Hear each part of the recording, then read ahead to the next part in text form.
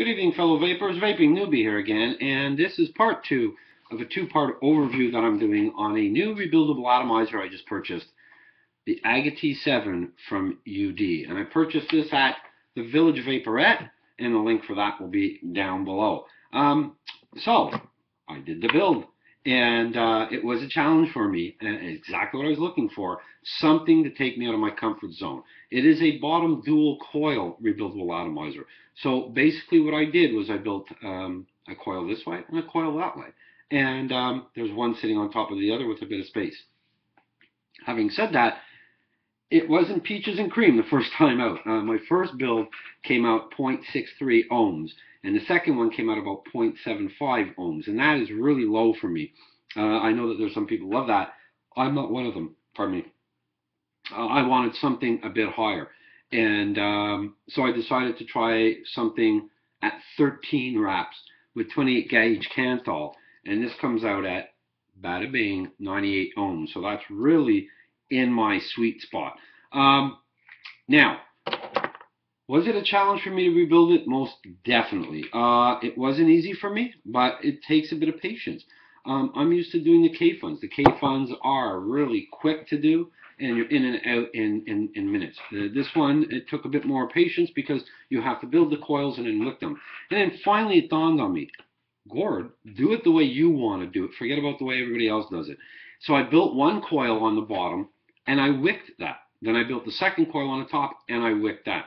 And I used a lot of organic cotton, packed it around, and then juiced the SOB up. And I'm able to do a fair comparison. There are two areas when you're wicking, though, you want to be aware of. A, you do not want to put any wick or debris anywhere near the center hole. You want to make sure that the center hole has room for air to flow. And number two, and this is only my, the way I looked at it, was around the interior of the build deck is where the K-fun-esque chimney will screw in. So you want to make sure that is free of debris, because if you start getting cotton in there, that actually might cause flooding and leaking. So they're the only two areas of concern for me. And I luckily had thought about it before I started it and didn't have any issues in that regard. So here we go. We're ready. I have it already juiced up, and I mentioned a long time ago that you'll never see me do a build online. So the build is what it is, and it's not attractive, but it works.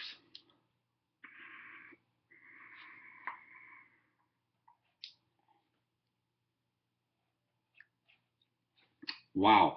The flavor that I'm getting off of this is just phenomenal. And folks, if you did watch part one, I mentioned it didn't come with a drip tip, and I was joking around with Bruce from the Village Vaporette online on Facebook, and said, I think I found a drip tip. And this is only a personal thing, but look how well that drip tip. I've had that drip tip for about a month now. It's just been sort of on my desk, and I use it now and again. But look how well that sets up with this tank. It even has the rigid design that flows right into it. So, told you Bruce found something for it.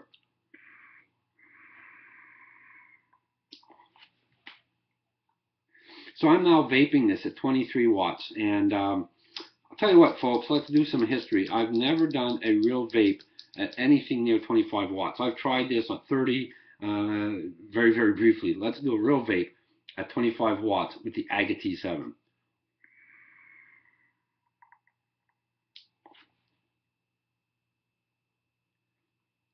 Wow. Wow. Has a nice throat hit to it. It performs really, really well as it's meant to. And now I want to drop that down to something that most regulated devices will do. I'm going to bring this down to 15 watts. And with a 98 ohm coil, most regulated devices, will handle that.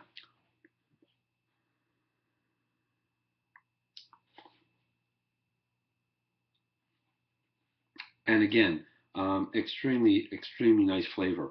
Now, I want to compare this to my favorite that you all know to be the K-Fun clones that I have. And I have the ability to do that because the juice that I'm using on this, which is strawberry banana insubordination from the Village Vaporette, I've used in a K-Fun clone at, anywhere between 0.95 and 1 ohm. And this is at 0.98 ohms. So it is very comparable. In my opinion, it is apples and apples.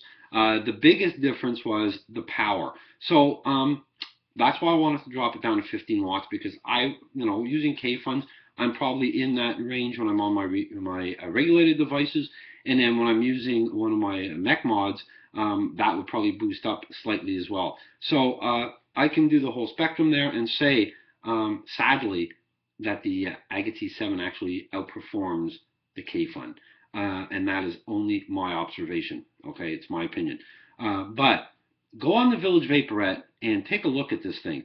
We're talking about a tank that retails for $40. That is an authentic, it's not a clone.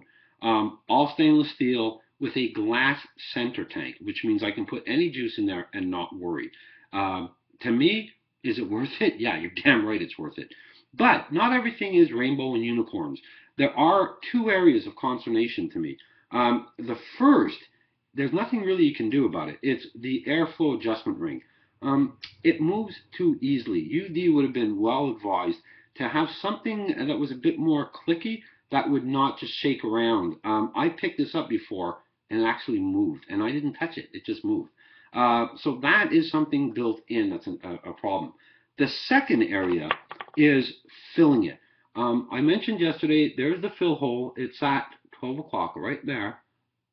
At 12 o'clock, roughly. And so what you do is you have this little screw in there, and by using the Allen key that's included with the kit, you take the screw out. Well, at the outset, I thought, oh, this is going to be a pain. But even Shaky McPhee was able to take that screw out and put it back in several times without any problem. Most of the time, the screw just stuck on the end of the Allen key, so I didn't have to worry about it. So it made it really easy to fill. How did I fill it? Well, you have to turn it to about a 45-degree angle, and I'm using one of these refill bottles with the needle nose, and put this in, gave it a squeeze, and you want to make sure that there is room between the needle part and the hole for air to get in.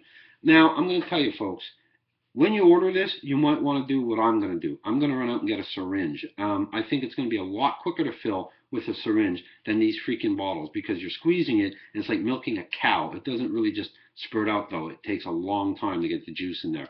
So that would probably be a good add-on for this tank. So at the end of the day, do I recommend it? Oh, highly so. I'm actually going to put one on my Christmas wish list. Bruce and Rona, fantastic product. I'm glad you guys sell it. Guys, take a look at it. VillageVaporette.com. It's the Aga T7 by UD. Really phenomenally well working. Take some patience. You got to be patient with it. But nothing worth doing is done without patience. So think in terms of that. There's a saying, right? Always nice spending time with you, folks. Again, look them up. I think you're going to like it. Take care. Stay healthy. Happy vaping. Good night, folks.